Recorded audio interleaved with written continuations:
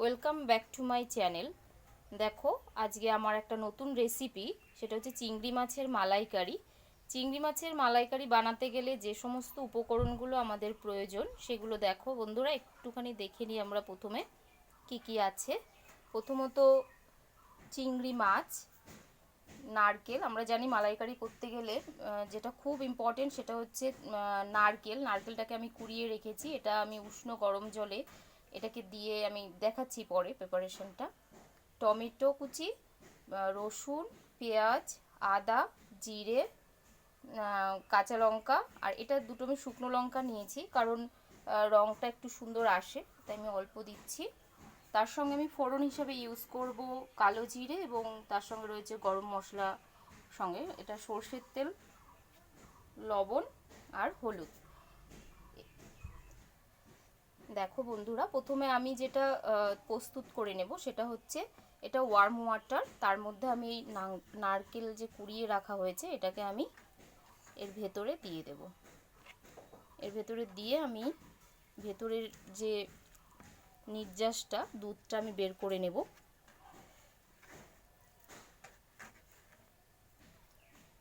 দেখো, এইভাবে একটু কিছুক্ষণ করলে আমরা পিওর যে দুধটা পেয়ে যাব, সেটা আমরা মালাইকারিতে ইউজ করব।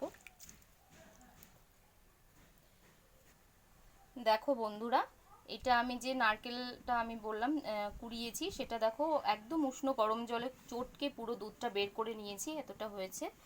এবার আমি যেটা করব সেটা হচ্ছে আমার যে হলুদ লবণ মাখানো চিংড়ি মাছটা, দেখো এটাকে আমি একটু হালকা একদম স্লাইট ভেজে নেব। দেখো, এটা আমার অলরেডি আমার কড়াই হিট হয়ে রয়েছে, তো একদম অল্প আমি মাছটাকে ভেজে নেব। পরিমাণ মতন তেল ইউজ করতে হবে, কারণ মাছ যতটা সেই হিসাবে আমি তেলটা ইউজ করব। স্টিমটা একটু বাড়িয়ে দিলাম। এটা দেখো, এই যে মাছটাকে আমি পুরোপুরি ছেড়ে দেব।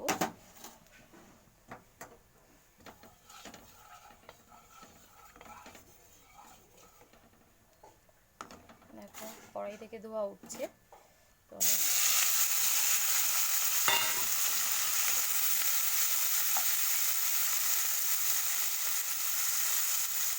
একটু স্টিমটা দেবো, একদম অনেকটা স্টিম দিয়ে আমি করবো না, পুড়ে যাবে। তুমি হালকা ভাজবো যেহেতু স্টিমটা একটু কমিয়ে দিলাম, কিছুক্ষণের জন্য আমি ছেড়ে দিলাম। দেখো, আমি প্রথমে কী করবো, আজকে প্রচণ্ড গরম, আমি আজকে শিলনোড়া ইউজ করব না, তো আমি মিক্সচারেই করে নেব। তো দেখো, আমি প্রথমে রসুন, পরিমাণ মতন রসুন, জিরে, আদা, টমেটো কুচিটাও দিয়ে দেবো, যেহেতু মশলার পরিমাণ কম টমেটো কুচিটাও আমি দিয়ে দিচ্ছি। তার সঙ্গে শুকনো লঙ্কা, কাঁচা লঙ্কা, আর আমি পেঁয়াজটা ফ্রাই করব, কিন্তু আমি অল্প পরিমাণে অ্যাড করে দিই মশলা করার মধ্যে। তোমরাও করতে পারো বা পেঁয়াজ নাও দিতে পারো। দেখো, আমি মিক্সিতে এটা বসিয়ে মশলাটা করে নেব।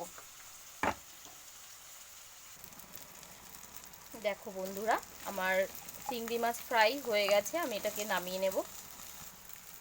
দেখো, চিংড়ি মাছগুলোকে আমি নামিয়ে নিচ্ছি।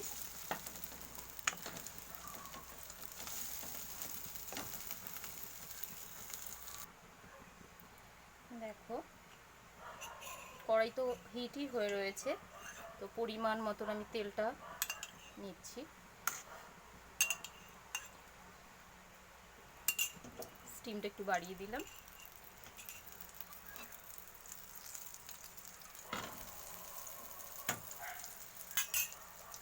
দেখো, আমি ফোড়ন হিসাবে কালো জিরে, তার সঙ্গে হালকা গরম মশলার একটু অল্প একটু নিয়েছি।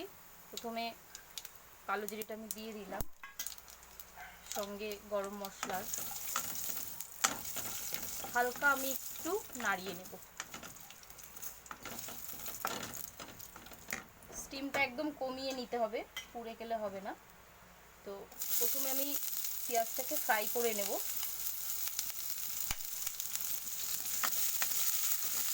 কিছুক্ষণ ফ্রাই করে নেওয়ার পর যখন একদম ব্রাউন শেড চলে আসবে তখন আমি বাকি মশলাটা ইউজ করব। দেখো এরকম কিছুক্ষণ আমি নাড়তে থাকবো। দেখো একদম ব্রাউন শেড হয়ে গেছে কিছুক্ষণ ভাজার পর। তো আমি যে মশলা করে নিয়েছি সেটা আমি অ্যাড করে দিলাম। কি কি মশলা আমি নিয়েছি সেগুলো তোমরা দেখেছো, উপকরণে আমি দেখিয়ে দিয়েছি। তো পেঁয়াজটা এরকম ব্রাউন শেড এলে তারপর আমার এই মশলাটা আমি অ্যাড করে দেব। এই কাঁচা মশলাটা একটু সময় ধরে ভেজে নিতে হবে। সঙ্গে আমি একটু পরিমাণ মতন লবণ এবং হলুদ অ্যাড করলাম।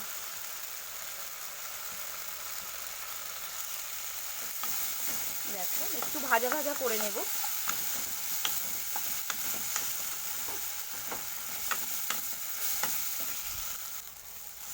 দেখো মশলাটা অনেকটাই ভাজা ভাজা হয়ে গেছে। এবার আমি কিছুটা জল অ্যাড করব, একদমই অল্প, মশলাটা কষানোর জন্য একদমই অল্প। আমি ভালো করে ঘেটে এটাকে মিশিয়ে দেব জলের সঙ্গে।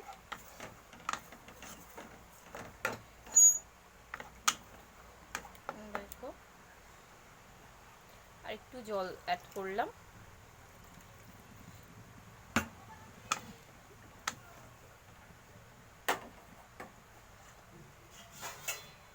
আর কিছুক্ষণের জন্য আমি এটাকে একটু ছেড়ে দিলাম ঢেকে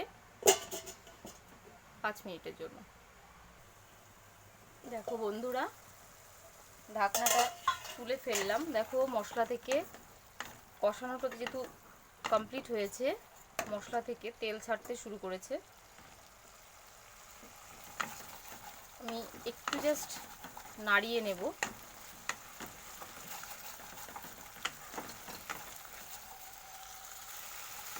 দেখো মশলাটা পুরোপুরিভাবে সুন্দরভাবে কষে গেছে।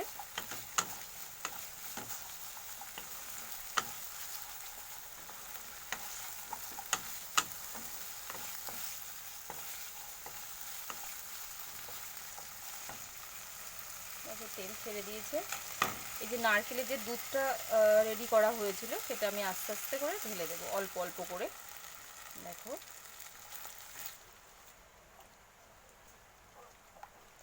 এই চিংড়ি মাছের মালাইকারি আমার ছেলে খেতে ভীষণ পছন্দ করে, যার জন্য আমাকে এটা ভালোভাবে শিখতে হয়েছে। তো ওর মনের মতন এখন আমি করে দিতে পারি, যেহেতু ও ভালো খায় ওই জন্য আমাকে একটু মন দিয়েও করতে হয়। দেখো আমি পুরোটা যে নারকেলের দুধ রেডি করা হয়েছিল সেটা আমি ঢেলে দিলাম, আর গ্যাসের স্টিমটা একটু বাড়িয়ে দেব। এটা একটু নাড়িয়ে দিলাম মশলাটার সঙ্গে মিশিয়ে। এবার এটা যখন ফুটতে শুরু করবে তখন আমি চিংড়ি মাছগুলো অ্যাড করব। তো কিছুক্ষণ ওয়েট করি ফোটা অবধি।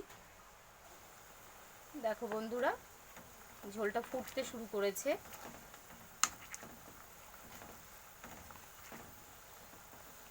যেহেতু ফুটতে শুরু করেছে, আমার যে ভেজে রাখা চিংড়ি মাছগুলো ছিল সেটা আমি অ্যাড করব। একটু মিশিয়ে দিলাম।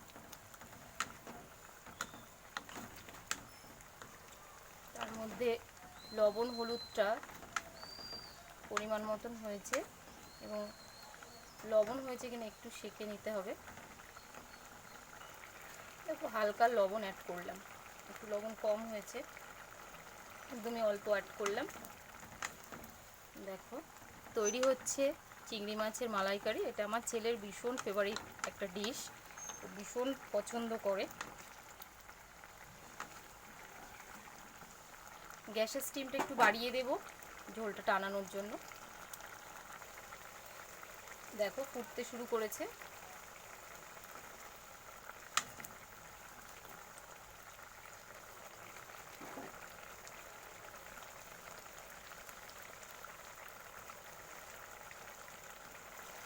দেখো চিংড়ি মাছের মালাইকারি রান্না প্রায় শেষের দিকে। তোমাদের যদি রান্নার ভিডিওটা ভালো লেগে থাকে অবশ্যই লাইক কমেন্ট করবে। আর যারা সাবস্ক্রাইব করোনি এখনও, তো তাদেরকে অনুরোধ করছি তোমরা সাবস্ক্রাইব করো। আমার আপকামিং অনেকগুলো গার্ডেনিং এবং কুকিংয়ের ভিডিও আসবে বা আসতে চলেছে। দেখো, এটা মালাইকারি, আমি কথা বলতে বলতে আমার মালাইকারি রেডি হয়ে এসছে। আর মালাইকারির সঙ্গে যে ঝোলটা থাকবে সেটা তার নিজের ব্যাপার, সে কতটুকু রাখবে না না রাখবে। তো দেখো প্রায় হয়ে এসছে, ঝোলটা আরেকটু জাস্ট কমাবো। দেখো, বড়রা সবসময় বলেছে ঝোলে যদি লবণ হলুদ ঠিকঠাক থাকে। দেখো ফোটটা এসছে, তরকারিতে যে ফোট এসছে, যে দেখে বোঝা যাচ্ছে যে একদম প্রপারলি তরকারিটা কমপ্লিট হয়েছে। এই ছিল আজকে আমার চিংড়ি মাছের মালাইকারি। দেখো একদম ফোটটা ঠিকঠাক আসছে।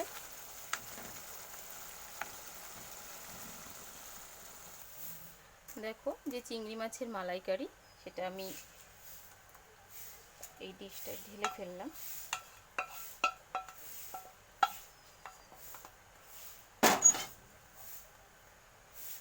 দেখো এই ছিল আজকের স্পেশাল চিংড়ি মাছের মালাইকারি।